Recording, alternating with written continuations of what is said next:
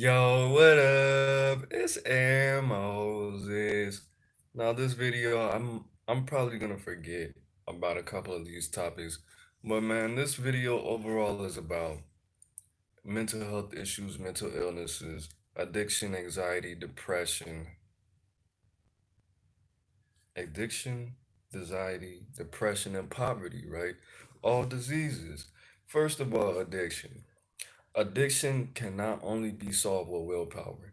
Just because somebody's an alcoholic or somebody's a crackhead or somebody's addicted to anything, bro, pornography, gambling, whether it be tangible or intangible drugs, whether they be addicted to a substance inside them or a substance outside of them. Addiction cannot be solved with solely with willpower only, bro. And a lot of people can solve their addiction issues by just not doing it. A lot of people can be put in a cage with criminals and it will solve their addiction problem.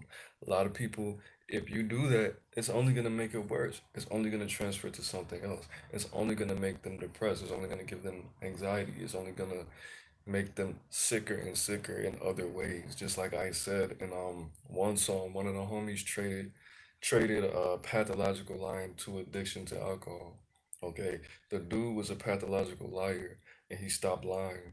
And how did he stop lying? How did stop becoming? How did he solve his pathological lying problem by drinking? Because we know what alcohol does to you. Alcohol makes you talk, talk, talk, talk, talk. These are my confessions. Usher face head ass. So that's what happens, bro. Your disease, if you don't handle it properly, just like psychic abilities, just like personality disorders, if you don't handle your disease properly, it's going to turn into something else. It's going to transform. It's going to just think about addiction like a bully, right? A little kid that's a bully. A little kid that's a bully. We'll say a fifth grader that's a bully. If you don't teach that bully to either, look, you could become a therapist, you could become a motivational speaker, you could become a football coach, you could become a life coach. You can take these skills that you have because bullying is essentially motivating people to make them feel how you want them to feel. If you don't take that and you don't transmute it and use these skill sets, if you don't use that energy for something good, it's going to get worse. This bully's not going to become a therapist or a life coach or a motivational speaker. This going to become a predator, a deeper predator, or a serial killer, bro. So taking that into account, addiction cannot just be beat with willpower, bro. You need a support system. You need knowledge. You need wisdom. You need understanding. Just telling somebody that they need to stop what they're doing because it's disturbing your peace, that's not enough. Leaving somebody alone, letting their illness get worse, that's not enough. Okay, I have to deal with a lot of addicts at my job. Yesterday this dude reeked of alcohol and he was not doing his job. He was not doing the best he could do. He was moving very slow and it got on my nerves, and all I was thinking was, look, this drunk muff, what is wrong with you, bro? You can't go 8 hours without drinking, bro. It's Thursday, my guy.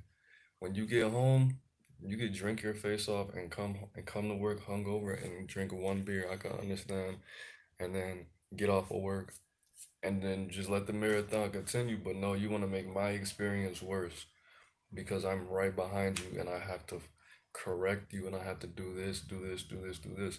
So whatever the case is, man, addiction is not addiction. The myth of addiction. It's not a choice, bro. It's not when you're addicted to something, it's not a choice, it's a compulsion, bro. If you don't do it, you're going to be sick in other ways. You're going to have anxiety. You're going to be depressed. You're going to feel like harming yourself. Okay? Just like people look at me crazy when I say I can't sleep, or I have problems, I have insomnia when I don't smoke cigarettes before I go to sleep within at least 2 hours. Somebody call me crazy. Somebody call me weak because that's how my body is. Because you know what nicotine does, right? Nicotine stimulates your mind, and when They when the nicotine lowers in your blood, you get tired. And when you operate on a certain system, when you have certain habits, a disease. I'm not addicted to cigarettes. It's just like that. It's just the nicotine in my blood has to adjust. After 3 days, I'll be able to sleep. When I told the doctor, "Hey, I just stopped smoking cigarettes 2 days ago. I can't sleep. Do you have any? Would you recommend me take sleeping pills?" And he lied and wrote me a prescription for an antidepressant with the side effect of sleeping pills. I mean, with the side effect of drowsiness. Okay, could I have went to sleep without sleeping pills because I didn't have cigarettes and because I was trying to quit? Yeah. But at the end of the day, that was a habit. Okay, it's not something that you can just will away, bro. Addiction is a real thing, bro. So when I see people in the street with worse addictions than me, or when I see people especially addicted to food, something that you need in your body and you can't stop yourself from eating it, I have probably the most sympathy for people with food addictions, yes and no. Number one, because I don't like food. Because food is just I can definitely can control myself with food. But number two is because you need food, bro. That's like somebody being addicted to water or air. Somebody addicted to breathing. Nah, nah, you can't be addicted to breathing. Somebody addicted to is nothing like it. And I can't understand it. Because sometimes I see people, I'm like, look at the bro, why you eating why do you spend $600 a month on food and you live by yourself?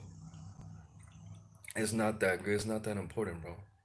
But then I remember, hey, don't judge this person. I'm not God. I don't know what it feels like to be addicted to food. I can only apply that to nothing because I'm not addicted to anything. Cigarettes and being sexy. But other than that, I can't understand how you could sit there and eat a whole cake in my face. I don't understand how you could spend this much money on groceries and I only eat once a day and you cry and we don't the food stamps don't get turned back on for another week. I can't understand that, you know. So after addiction, what do we have? Anxiety. Anxiety, bro. Anxiety does not make you weak. Anxiety, one of my ex-victims had anxiety, right?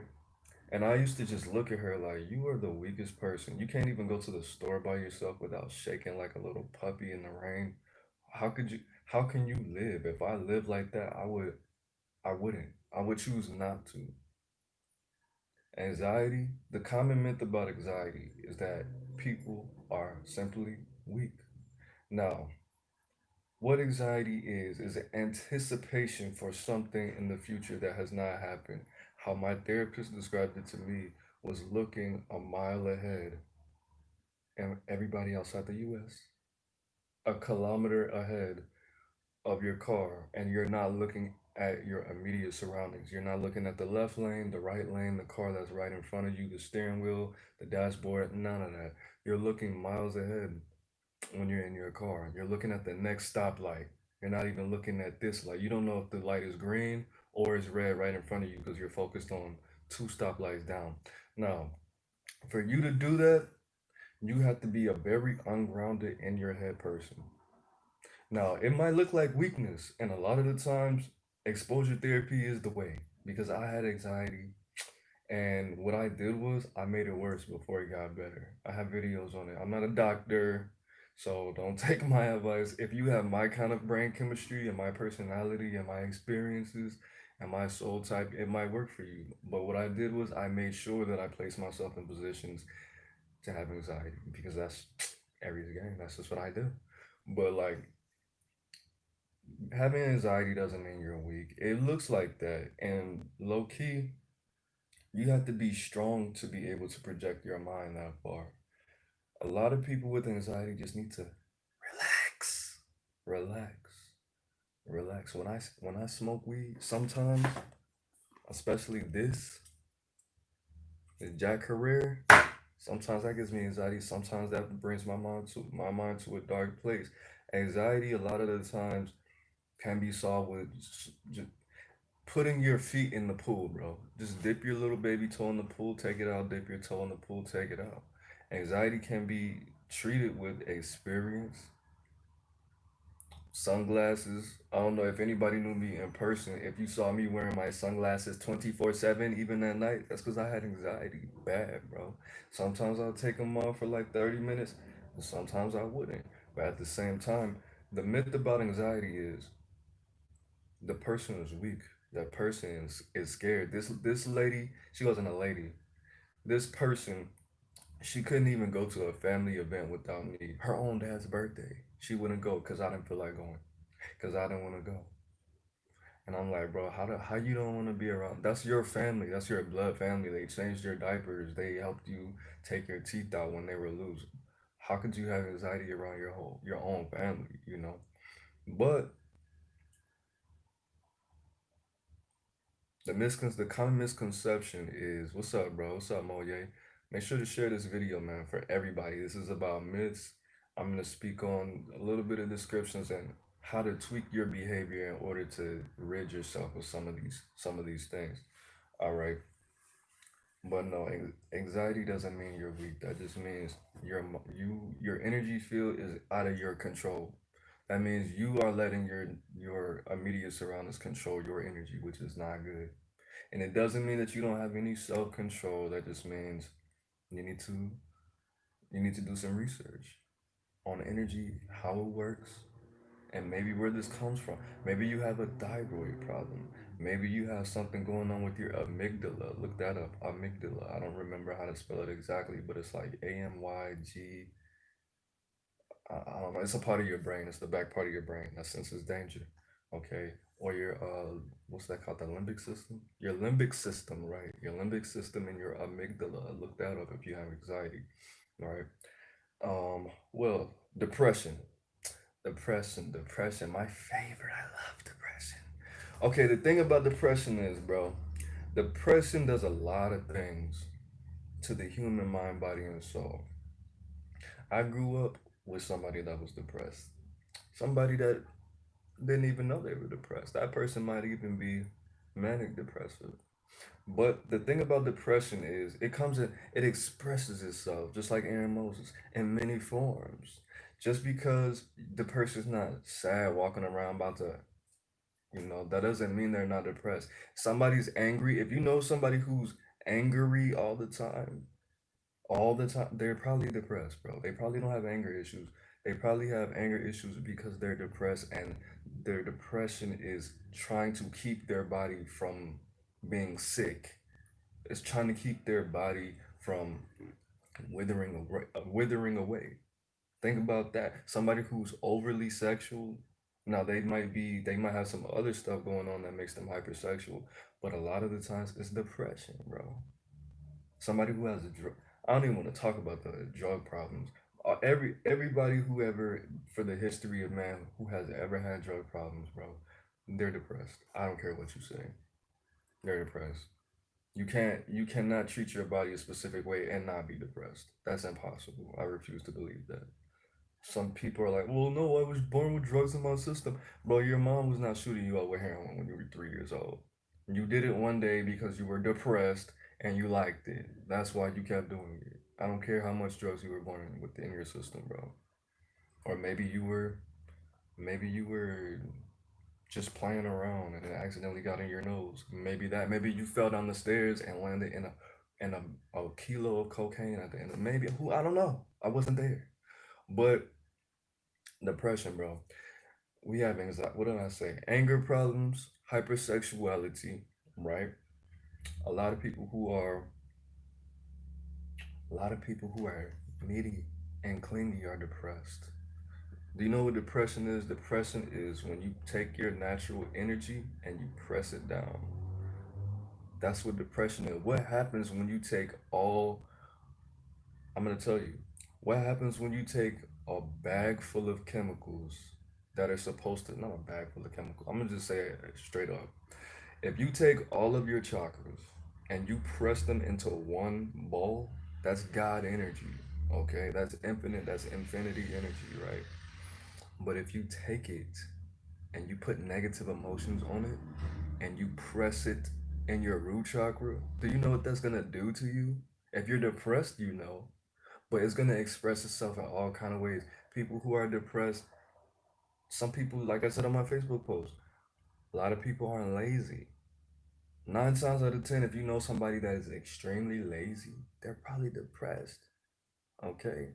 The first time I went to jail, I went to the nurse and I told her all my symptoms and she was like, "Have you ever been to jail before?" And I was like, "No." And she was like, "That's normal, bro. You're not supposed to be happy. This is jail.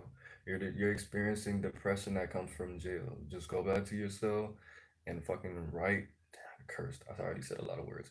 Write, draw, try to make some phone calls, write some letters, talk to some people, talk to the right people, do stuff. You can't sit in your cell and just think about outside all day.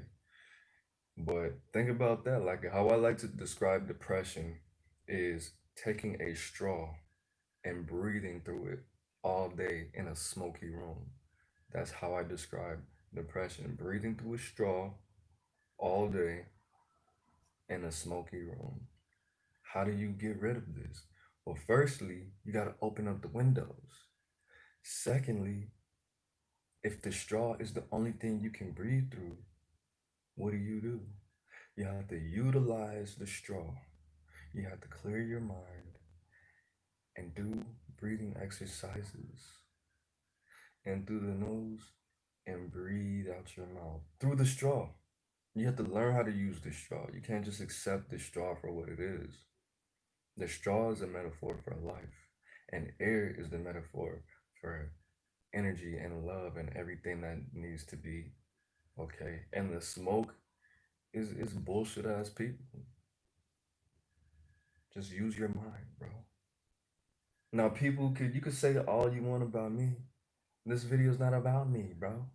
Okay, stop being so judgmental. That's another thing. That's another thing that's gonna keep you off of drugs, keep anxiety away from you, and stop being so depressed. Stop judging people. Stop judging people and comparing yourself to people. Do you know what happens when I do that? It makes me want to do drugs. It makes me anxious, and it makes me depressed. Okay. And the last disease I want to discuss is poverty, man. I want everybody to know that poverty does not come from people making the best decisions. But stuff happens, bro. Stuff happens. People love to judge me, man. These people judge Moses. I should have made that a remix a long time ago. People judge Moses. They love to, bro. Because they say you're so beautiful. And I say thank you. I know. I don't get it from any of my parents. I got it from God.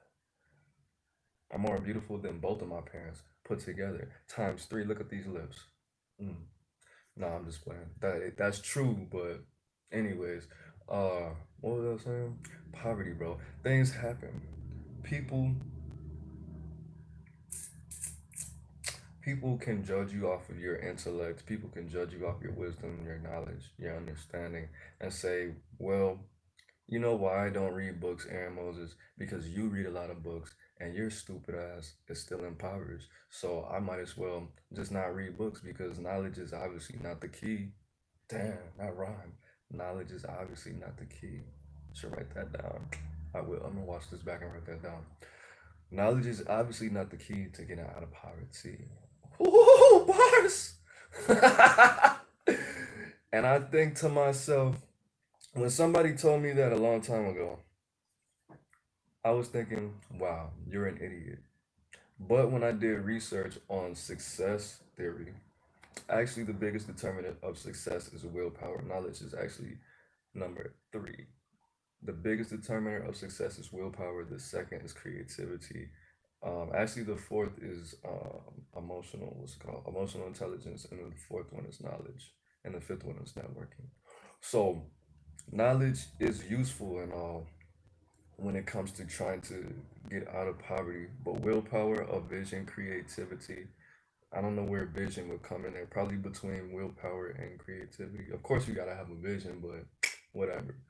So just because people are impoverished doesn't mean they're stupid, doesn't mean they're lazy, doesn't mean they're sexual deviants, doesn't mean they're on drugs, doesn't mean they have anxiety, all kind of mental health issues. But when I observe my immediate surroundings, I see that probably 60% of the people in my environment have mental health issues in some form, which is very sad. I see a lot of people walking down the street talking to themselves, doing all of this, and it really saddens me, bro. Smelling like they really want to be alone. They smell like mental health issues, bro, and that's not funny. But what what we need to do is we need to read together. We need to become each other's backbone. We need to form groups of 7 to 14 to 21 to 28, and everybody be their own chakra and put your chakras into it. Just like, what's that show? Captain Planet. We need to Captain Planet out of poverty, man. Because poverty is a disease, bro. Poverty is a program that you have to subscribe to. Poverty is a is a it's like it's like a I don't know. But there's a lot of misconceptions when it comes to certain shit. Do I have mental health issues? But me going through all of these, addiction in some form, anxiety in some form, depression in some form, and poverty currently, whole gang, it just has to happen, you know? We all have to we all have to know who we are, what we are, our strengths, and we have to take these practical steps, investments, and love, bro. Love is very important in all of these things. You know why I'm in my situation? Because nobody fucks with me, bro. Because people expect me to do certain things that they can't even do themselves, that they couldn't do themselves at my age. And when I was going through everything, because I was always too afraid to invest in myself, because I was always making excuses, because I had no bad bitches from LA to tell me how beautiful I am every day and wonderful I am, or from anywhere, bro. I just had whiny ass, weak ass, dumb ass people around me, bro, just wanted me to be like them and sucking me dry as much as possible, just trying to distract me, telling me I need to quit my job, telling me I need to drink alcohol so they could trick me into buying them stuff when I'm drunk, telling me that I need to give them attention and all kind of stuff that they didn't deserve and they will never deserve. So I do want you to know this. Wealth is in the mind, my brother or sister. Wealth is in the mind. Wealth is in the mind, and you have all of the abundance you need everywhere you go. What you do need to do is you need to tap into that light inside you. You need to tap into that darkness inside you. You need to put some knowledge on it. That's what needs to happen. To get over all of these diseases, to deprogram yourself from all these diseases, say it with me again. Tap into that darkness inside you, that left brain. Tap into that light inside you, that right brain, or whichever way it goes, and then put some knowledge on it, man. Invest your time in people who can give you love. Invest your time in environments that are going to be safe and quiet, that have energies that you can use. Invest your time in giving back to your past and giving back to your future. Do you know what giving back to your future means? Self discipline. Do you know what giving back to your past means? Appreciation, bro. And be present. Be present, love, laugh, take care of your body, man. I just drank the most beautiful shake in the world. This is not alcohol.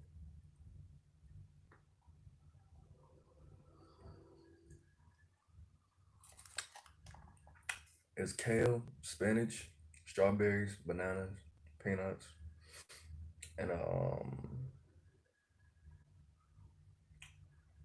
protein shake, strawberry protein shake. But anyways, man, I want you guys to know everything's gonna be all right. But that's what you will. That's what you will. Everything's gonna be all right. People are gonna stop playing with me, or they're gonna play with the devil, and that's all it has to be. And I can't really say any more clearly than that. And it's not my fault. Don't play with me. Go play with your mother. Go play with your kids. Go play with your PlayStation. Don't play with me, bro. Because everybody's not like you. Some people go from moment A to moment B with ease, with peace, and with destruction if they need to. Some people don't care about anything. Some people will take you with them, even if it means they're not here anymore. You know what I mean? So, it's Aaron Moses. I'm the band, you the band, we the band together, man. If you love me, pay me. Peace.